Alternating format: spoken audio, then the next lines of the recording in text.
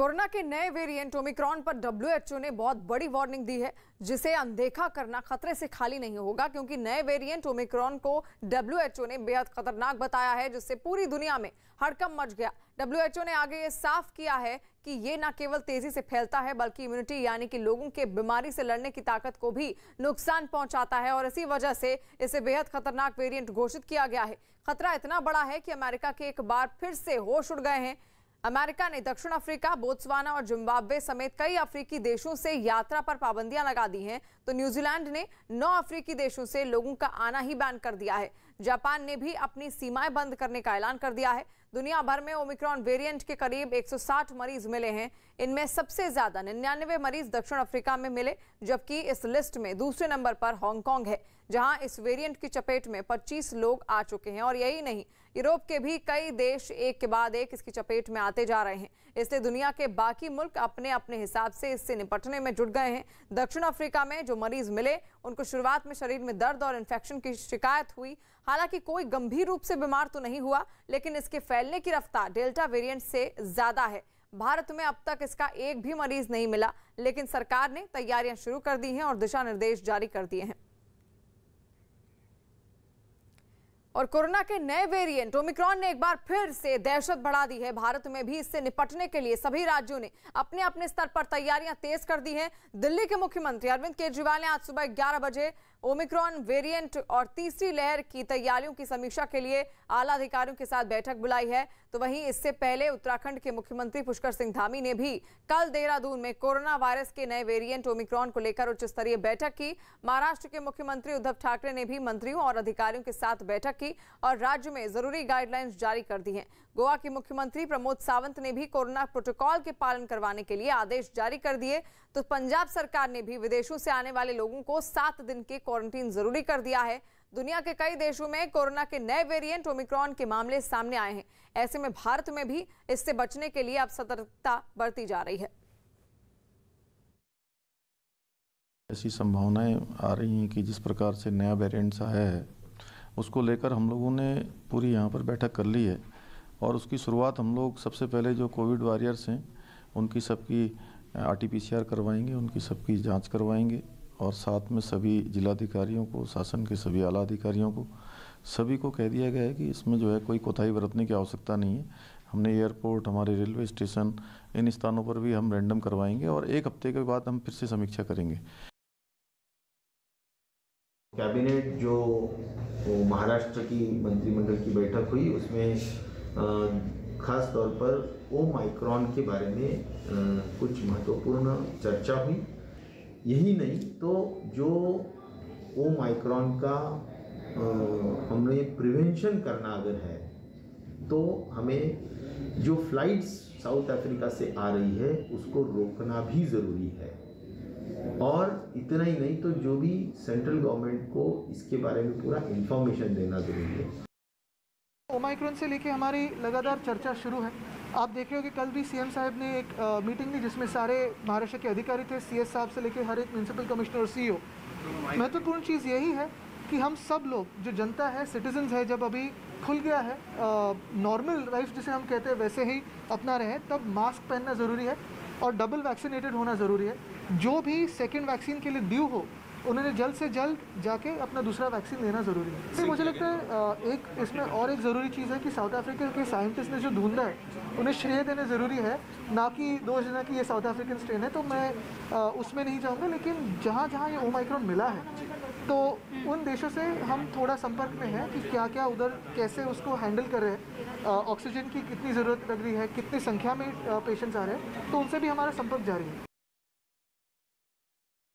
Airport, railway station हाजेर सगळीकडे alert केल्ले आसा। निश्चितच आमकां जी सेंट्रल गायडलायन आसतली ती फॉलो करतली। महाराष्ट्र के नागपुर से डरा देने वाली तस्वीरें सामने आई। वहां प्लास्टिक के पाइप बनाने वाली एक फैक्ट्री में अचानक आग लग गई। आग में किसी के जख्मी होने की खबर नहीं है, लेकिन बताया गया कि इस फैक्ट्री से शुरू हुई भीषण आग ने 2 और फैक्ट्रियां और एक गोदाम को भी अपनी चपेट में ले लिया, जिसकी वजह से फैक्ट्री की इमारत से काले धुएं का भीषण गुबार आसमान की तरफ उठता दिखाई दिया। इस बीच इमारत की छत से आग की लपटें उठती नजर आईं। आग इतनी भयानक थी कि उसमें हो रहे विस्फोट की आवाज साफ सुनाई दी। एक फैक्ट्री के अंदर जल रही भीषण आग तो दूर से ही दिखाई दे रही थी, जिसे दमकल कर्मी पानी की बौछार डालकर बुझाते दिखाई दिए। बताया गया कि जिन फैक्ट्रियों में आग लगी उनमें एक में प्लास्टिक के पाइप बनाए जाते थे, जबकि दूसरी फैक्ट्री में पुराने टायरों को रिसाइकिल किया जाता था। वहां बड़ी संख्या में रखे टायरों की वजह से आग तेजी से फैली। केमिकल्स वगैरह अंदर होने के कारण हमारा एंटर करना बड़ा मुश्किल है। दावा किया गया कि आग इतनी जबरदस्त थी कि उसे बुझाने में दमकल की करीब 10 गाड़ियां बुलाई गई, जबकि आग बुझाने में दमकल कर्मियों को कड़ी मशक्कत करनी पड़ी। इस हादसे में लाखों के नुकसान का अनुमान जताया गया। और अमेरिका के राष्ट्रपति जो बाइडेन की पत्नी और first lady Jill Biden Christmas से पहले बच्चों को पढ़ाने के लिए पहुंची। इसके लिए व्हाइट हाउस के एक कमरे में ही क्लास लगाई गई, जिसमें 17 बच्चे शामिल हुए। जैसे ही जिल बाइडेन बच्चों के बीच पहुंची, सभी ने उनका स्वागत किया। पहुंचने के बाद जिल बाइडेन ने फर्श पर बैठे बच्चों से बातचीत शुरू की और इस दौरान वो उन्हें एक कहानी पढ़कर सुनाती हुई नजर आई। इस दौरान वहां कई कार्टून कैरेक्टर भी मौजूद दिखे, जो बच्चों का मनोरंजन करते हुए दिखाई दिए। उत्तर प्रदेश के कानपुर से एक डरा देने वाला वीडियो सामने आया। वहां एक शादी समारोह में हवाई फायरिंग की गई। ये घटना 3 दिन पहले की बताई गई, जिसका वीडियो अब तेजी से वायरल हो रहा है, जिसमें दिखा कि शादी के जश्न में फिल्मी गानों पर डांस कर रहे लोगों में पीली शर्ट पहने एक आदमी ने अपनी कमर से पिस्तौल निकाली और हवाई फायरिंग करने की कोशिश की। ये देख वहां मौजूद एक दूसरे शख्स ने उसका हाथ पकड़ लिया, लेकिन अगले ही पल पीली शर्ट पहने शख्स के दोस्त ने पिस्तौल अपने हाथ में ले ली और देखते ही देखते उसने हवा में गोली चला दी। जिस वक्त ये घटना हुई, डांस फ्लोर पर कुछ बच्चे भी नजर आए जो गोली चलने से हक्के बक्के रह गए। रूस के साइबेरिया में एक कोयले की खदान में लगी आग के बाद लगातार 5वें दिन भी वहां पर बचाव अभियान जारी रहा और इस खदान में 25 तारीख को जबरदस्त धमाका हुआ था, जिसमें 51 लोगों की मौत हो गई, जबकि कईयों के अभी भी अंदर फंसे होने की आशंका है। जिनको बचाने के लिए लगातार 5वें दिन भी अभियान चलाया गया। सामने आई तस्वीरों में बचाव दल के लोग सुरंग के जरिए खदान के अंदर घुसते हुए दिखाई दिए। इन लोगों ने अंदर फंसे लोगों की तलाश में सर्च ऑपरेशन चलाया। बचाव अभियान में कई मशीनों की मदद भी ली गई। एक मशीन के जरिए खदान के अंदर मौजूद गैस और पानी को निकालने की कोशिश की गई। बताया गया कि खदान के अंदर मौजूद इसी गैस में विस्फोट होने से ही हादसा हुआ। कंट्रोलем газовой обстановки, откачкой воды, также отделение находится в разведке। हादसे में जान गंवाने वाले लोगों के परिवारों के लिए मुआवजे का भी ऐलान किया गया।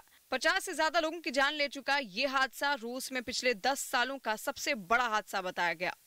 हिमाचल प्रदेश के शिमला में आरएसएस से जुड़े भारतीय मजदूर संघ ने सरकार के खिलाफ जोरदार प्रदर्शन किया। ये लोग आंगनबाड़ी और मिड डे मील कर्मचारियों का वेतन बढ़ाने समेत कई मांगों को लेकर सड़क पर उतरे और अपनी बात सरकार तक पहुंचाने के लिए इन लोगों ने सचिवालय तक एक रैली निकाली, लेकिन सचिवालय का मेन गेट बंद होने से प्रदर्शनकारी आगे नहीं बढ़ पाए। देखते ही देखते वहां हालात तनावपूर्ण हो गए और ये लोग वहां तैनात पुलिस वालों से धक्का मुक्की करने लगे। इस प्रदर्शन में शामिल कुछ महिलाएं मेन गेट को फांदने की कोशिश करती नजर आईं, मगर वो इसमें कामयाब नहीं हो पाई।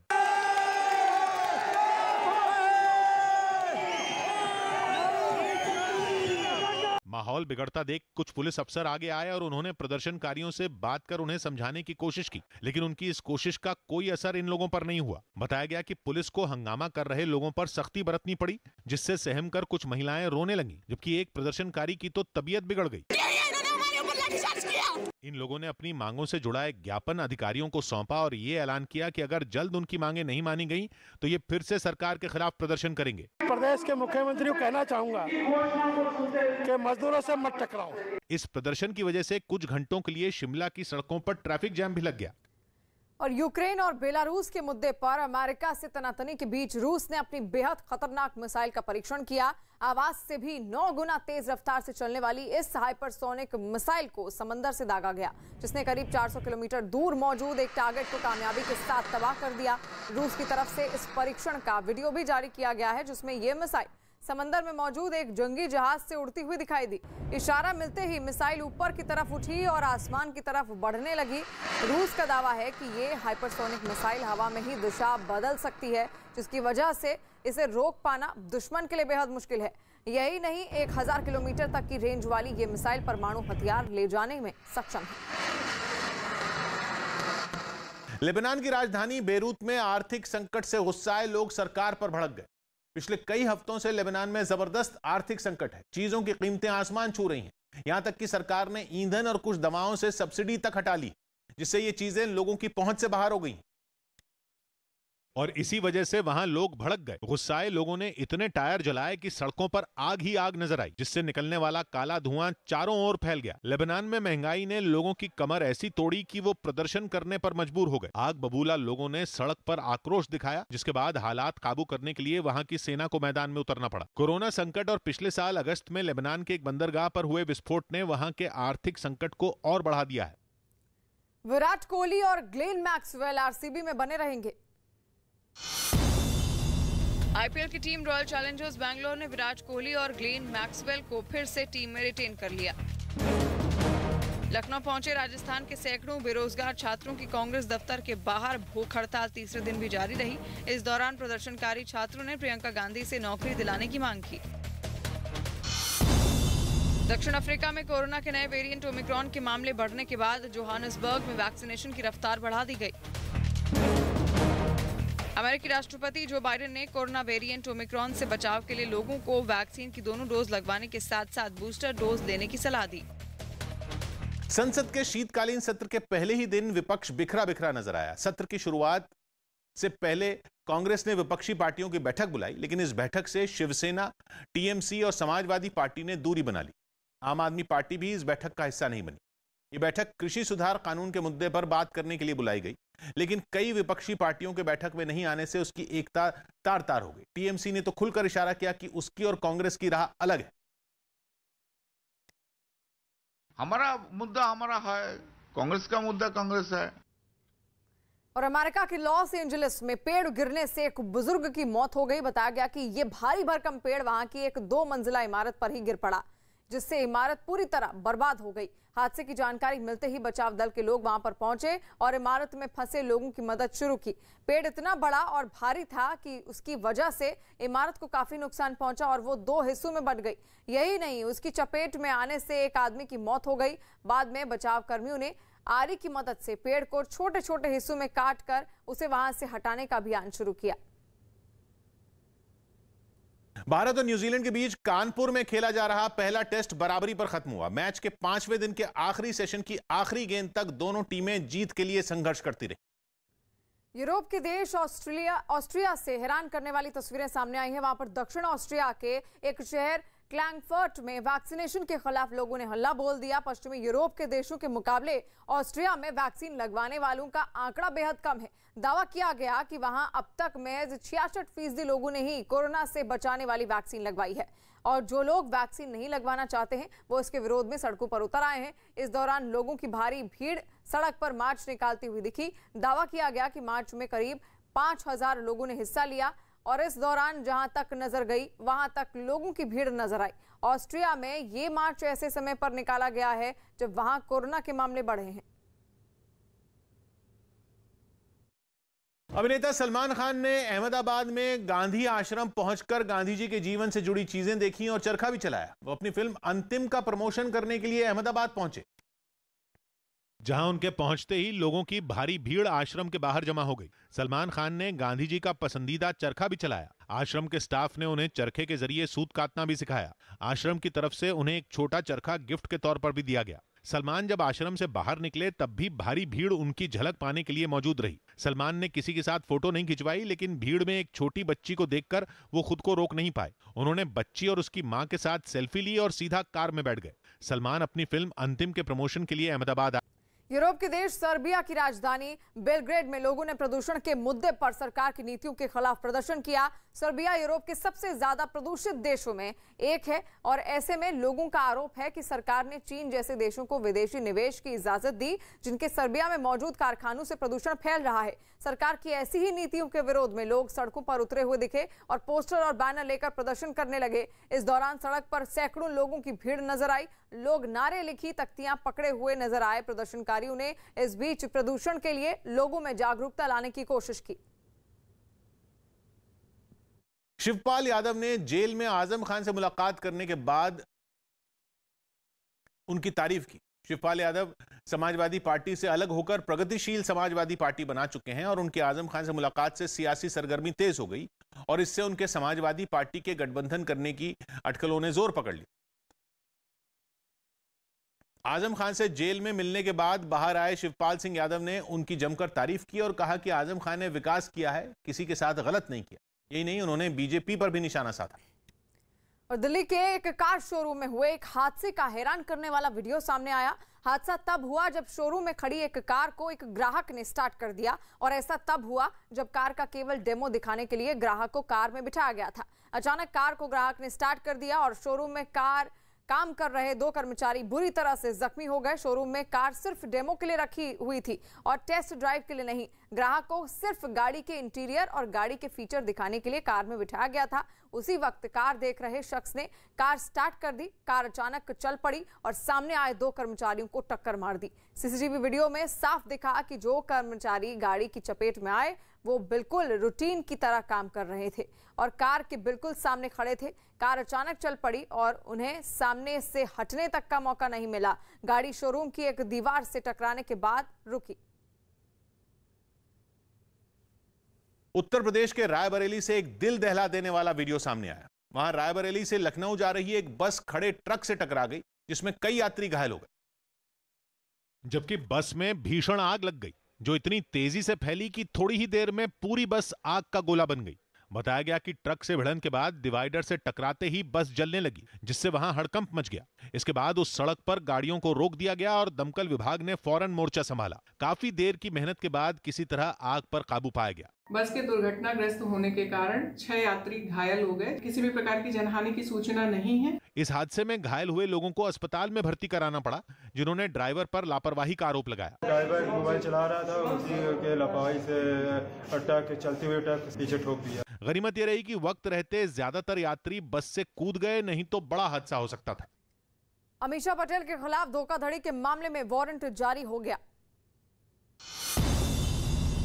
भोपाल जिला कोर्ट ने अभिनेत्री अमीषा पटेल के खिलाफ 32 लाख का एक चेक बाउंस के मामले में जमानती वारंट जारी कर दिया। साथ ही अमीषा पटेल को 4 दिसंबर को कोर्ट में हाजिर होने के निर्देश भी दिए। उत्तराखंड के मुख्यमंत्री पुष्कर सिंह धामी ने देहरादून में कोरोना वायरस के नए ओमिक्रॉन वेरिएंट पर आला अधिकारियों के साथ एक हाई लेवल बैठक की। रक्षा मंत्रालय ने अब तक 557 महिला अधिकारियों को भारतीय सेना में स्थायी कमीशन दे दिया है। ये जानकारी रक्षा राज्य मंत्री अजय भट्ट ने एक लिखित जवाब में दी, जिसके मुताबिक किसी भी महिला अधिकारी को स्थायी कमीशन देने में कोई देरी नहीं की गई है। सुप्रीम कोर्ट ने 17 फरवरी 2020 को महिला अधिकारियों को स्थायी कमीशन देने का फैसला सुनाया था।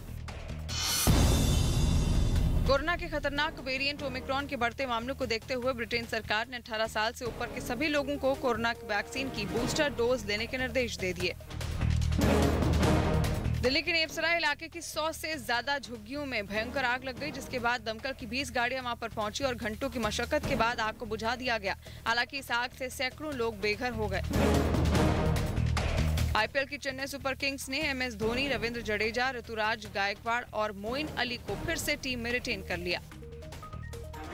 अहमदाबाद में एक बुजुर्ग से बदसलूकी के आरोप में 6 पुलिस वालों पर गाज गिरी और उन्हें सस्पेंड कर दिया गया। इन 6 पुलिस वालों पर आरोप है कि उन्होंने खुफिया विभाग के एक अधिकारी की मदद करने के लिए बुजुर्ग महिला और उसके पति के साथ बुरा व्यवहार किया और उन्हें उनके घर से जबरन बाहर ले आए। इस मामले की एक सीसीटीवी फुटेज भी सामने आई, जिसमें कुछ लोग एक बुजुर्ग को खाट समेत घर से बाहर लाते दिखे और उसके बाद उन्हें जबरदस्ती वहां से ले गए। ये मामला एक मकान खाली कराने का है। जिन बुजुर्गों के साथ बदसलूकी हुई, उनके बेटे ने खुफिया विभाग के एक अधिकारी से मकान खाली करवाया था। आरोप है कि इसी बात का बदला लेने के लिए अधिकारी ने 6 पुलिस वालों की मदद से उसके परिवार से बदला लिया, जिसका वीडियो सामने आने के बाद मामला कोर्ट पहुंच गया, जहां से फटकार लगने के बाद आरोपी पुलिस वाले सस्पेंड कर दिए गए। बिहार के सीतमगढ़ में पंचायत चुनाव के दौरान पुलिस पर लोगों ने पथराव कर दिया। लोगों का गुस्सा तब भड़का जब पुलिस वालों ने कुछ वोटरों की पिटाई कर दी और उसके बाद तो हंगामा शुरू हो गया। लोगों ने पुलिस वालों से पहले बहस की और फिर थोड़ी देर में विवाद इतना बढ़ गया कि पुलिस पर लोगों ने पथराव कर दिया। घटना में कई पुलिस वालों के घायल होने की खबर है। पुलिस के कई अफसरों ने बाद में मौके पर पहुंचकर लोगों को शांत कराने की कोशिश की। कोरोना के नए वेरिएंट के खतरे को देखते हुए एमपी में सरकार अलर्ट हो गई। वहां बच्चों के लिए स्कूल 50% क्षमता के साथ खोले गए। इससे पहले राज्य में 1 दिसंबर से 100% क्षमता के साथ स्कूल खोले जाने का ऐलान किया गया था, लेकिन एक दिन पहले ही राज्य सरकार ने अपने 6 दिन पुराने फैसले को पलट दिया और कोरोना की पुरानी गाइडलाइंस फिर से लागू कर दी गई। जिसका असर हुआ कि सुबह से ही स्कूलों में बच्चे पहले के मुकाबले कम संख्या में पहुंचे। जो बच्चे स्कूल पहुंच रहे थे उनके लिए कोरोना से बचाव के नियमों का सख्ती से पालन किया गया। स्कूल में दाखिल होने से पहले बच्चों के हाथों को सैनिटाइज करवाया गया, जबकि सोशल डिस्टेंसिंग का भी ध्यान रखा गया। इस बीच बच्चे और स्टाफ सभी लोग मास्क लगाए नजर आए। आज से 50% क्षमता के साथ जो तमाम स्कूल है वो संचालित हो रहे हैं। बच्चों के माता पिता भी सरकार के इस फैसले के साथ खड़े नजर आए। बच्चे जरूरी है, पढ़ाई इतनी जरूरी नहीं है। सरकार के फैसले का असर परीक्षा पर भी दिखा और सरकारी स्कूलों में पहले तय समय के मुताबिक 8वीं से 12वीं तक के छात्र छात्राओं की परीक्षाएं 50% क्षमता के साथ ली गईं। राज्यसभा से कल 12 सांसदों के निलंबन से जुड़ी एक बड़ी खबर सामने आ रही है। सूत्रों के अनुसार अगर अपने बर्ताव के लिए ये सांसद माफी मांगते हैं तो इनका निलंबन वापस हो सकता है। वहीं सांसदों के निलंबन पर विपक्षी दलों की आज सुबह 10 बजे एक बैठक होनी है, जिसमें आगे की रणनीति पर चर्चा होगी। इस बीच ये भी खबर है कि निलंबित सांसद उपराष्ट्रपति से मिलेंगे और उनसे निलंबन वापसी के लिए कहेंगे। दरअसल कल विपक्ष के 12 राज्यसभा सांसदों को निलंबित कर दिया गया था। इन सभी सांसदों को पूरे शीतकालीन सत्र के लिए निलंबित किया गया है। इन सांसदों पर कार्रवाई के लिए संसदीय कार्य मंत्री ने चेयरमैन को चिट्ठी लिखी थी, क्योंकि इन पर संसद में हंगामा करने का आरोप है। संसद के मॉनसून सत्र में सांसदों के चेयरमैन की तरफ से रूल बुक उछालने का वीडियो सामने आया था। संसद में सीटियां बजाने और हंगामे का वीडियो यूट्यूब पर पहुंचने की घटना भी पहली बार हुई और यहां तक कि राज्यसभा के स्टाफ की मेज पर खड़े होकर सांसदों ने के हंगामे करने का वीडियो भी पहली बार सामने आया था। इन्हीं घटनाओं के बाद वेंकैया नायडू संसद में बोलते बोलते भावुक हो गए थे। सूत्रों के मुताबिक लगातार कार्रवाई में रुकावट डालने वाले करीब 40 सांसदों की शिकायत चेयरमैन से लगातार की जा रही थी, जिनमें 12 सांसदों पर अब जाकर कार्रवाई की गई है।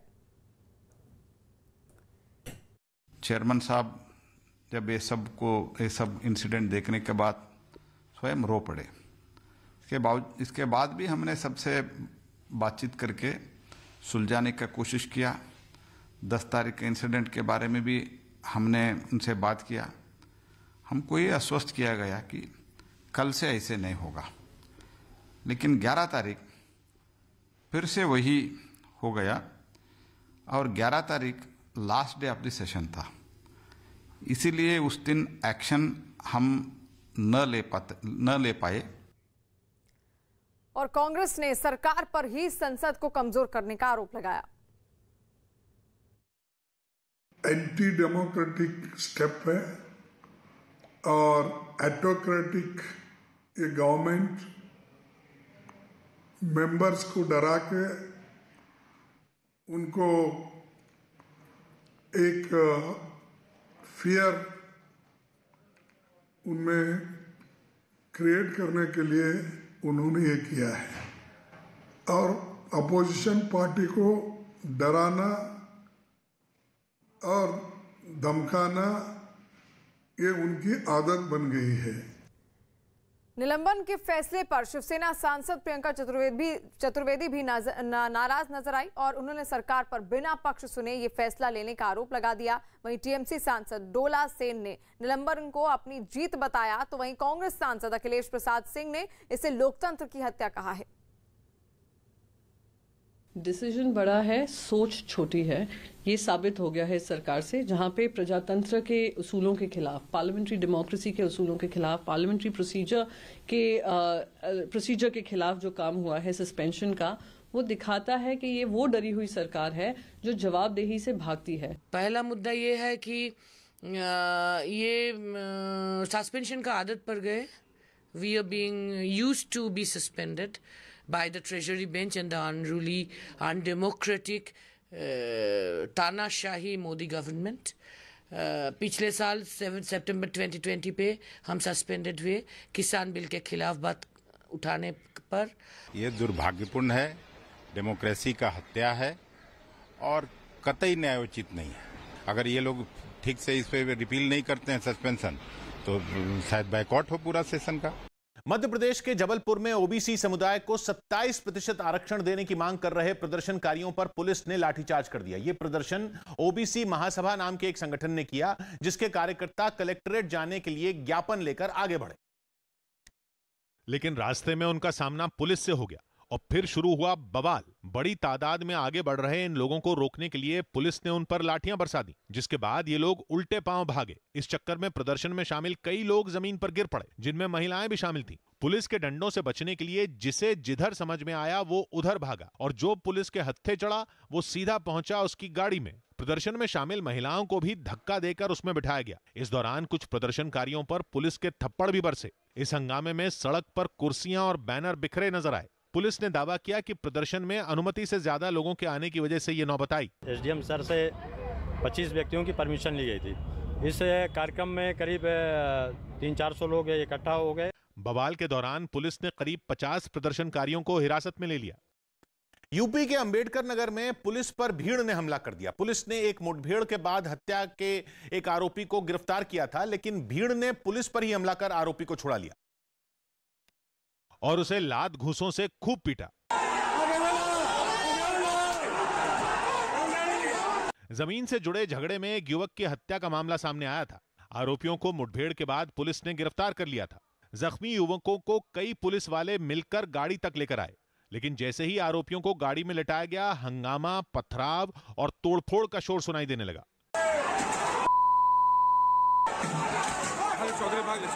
कुछ देर तो पुलिस वाले भी समझ नहीं पाए कि आखिर हो क्या रहा है, लेकिन जब तक पुलिस वाले कुछ समझ पाते, एक आरोपी को पुलिस वालों से छीनकर भीड़ ने जमीन पर गिराया और उसे डंडों से पीटना शुरू कर दिया। पुलिस के कुछ जवान हथियार थामे भीड़ की तरफ देखते रहे, लेकिन न तो गोली चला पाए न भीड़ को रोक पाए। बड़ी खबर चंडीगढ़ से आ रही है, जहां पर दक्षिण अफ्रीका से लौटा 39 साल का आदमी कोरोना पॉजिटिव पाया गया है। शख्स की पत्नी और नौकर का भी कोरोना टेस्ट किया गया है, तो वो भी पॉजिटिव पाए गए हैं। इन तीनों को स्वास्थ्य विभाग की ओर से कोरोना वार्ड में भर्ती किया गया है। दक्षिण अफ्रीका में नए कोरोना वेरिएंट ओमिक्रॉन के मामले सबसे ज्यादा हैं। ऐसे में डॉक्टरों ने कोरोना सैंपल नए वेरिएंट की जांच के लिए दिल्ली, पुणे और पीजीआई चंडीगढ़ के माइक्रोबायोलॉजी लैब में भेज दिए हैं।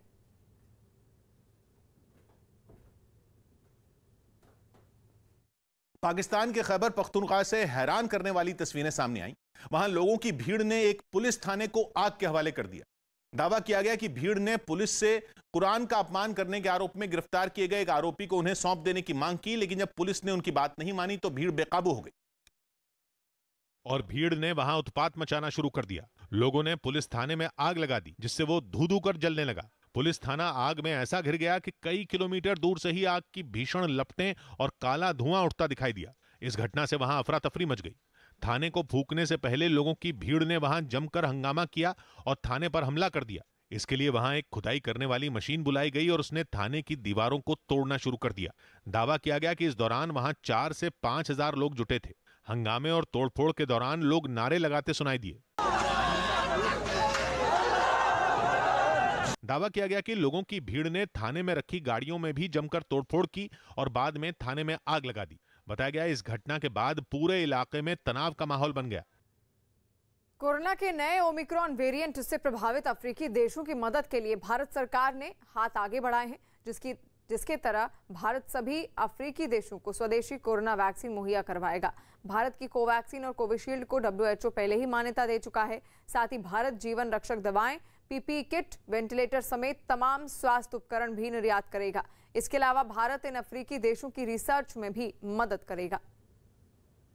दक्षिण भारत के कई राज्यों में भारी बारिश का कहर जारी है। खासकर आंध्र प्रदेश के कई इलाकों में तो भारी बारिश की वजह से बाढ़ जैसे हालात बन गए और कड़पा जिला तो पूरी तरह टापू जैसा नजर आने लगा। कड़पा के आसपास हर तरफ पानी ही पानी जमा होने से घर के बाहर निकलना मुश्किल हो गया। गली मोहल्ले की सड़क हो या मेन रोड, हर तरफ पानी ही पानी होने से लोगों की मुसीबत बढ़ गई। भारी बारिश की वजह से कई नदियों का पानी भी खतरे के निशान के पास पहुंचने लगा। ऐसे में बांध के कई फाटकों को खोलना पड़ा। कुछ यही हाल चित्तूर का हुआ, जहां स्वर्णमुखी नदी ने हाहाकारी रूप ले लिया। भारी बारिश से उफन पड़ी स्वर्णमुखी नदी की चपेट में आने से खेत खलिहान में लगी फसल बर्बाद हो गई। जगह जगह नदी का पानी रिहायशी इलाकों में भी घुस गया, जिससे वहां रहने वालों का जीना मुहाल हो गया। रह रहकर होने वाली बारिश ने शहर में रहने वालों का जीना तो बीते कई दिनों से मुहाल कर ही रखा है। लेकिन बारिश ने केवल आंध्र प्रदेश की ही मुसीबत नहीं बढ़ाई। लगातार हो रही बारिश की वजह से तमिलनाडु के कई हिस्सों के साथ ही चेन्नई के भी हालात बिगड़ गए। बताया गया कि शहर के 108 मोहल्लों की 392 सड़कें लबालब हो गई और नौबत यहां तक आ गई कि शहर के ज्यादातर हिस्सों में एक मंजिल वाले घर फिलहाल रहने लायक नहीं रहे। सड़कें तालाब में बदली तो पानी जमा होने की वजह से गाड़ियों का आना जाना मुश्किल हो गया। जाहिर है जगह जगह जमा पानी लोगों के लिए मुसीबत साबित होने लगा, लेकिन कई दिनों से भारी बारिश से मुसीबत झेल रहे चेन्नई वालों की मुश्किलें अब भी कम होने का नाम नहीं ले रही। चेन्नई में रुक रुक कर बारिश होती रही और बिगड़े हालात को देखते हुए राजधानी के सभी स्कूल कॉलेजों को बंद करना पड़ा।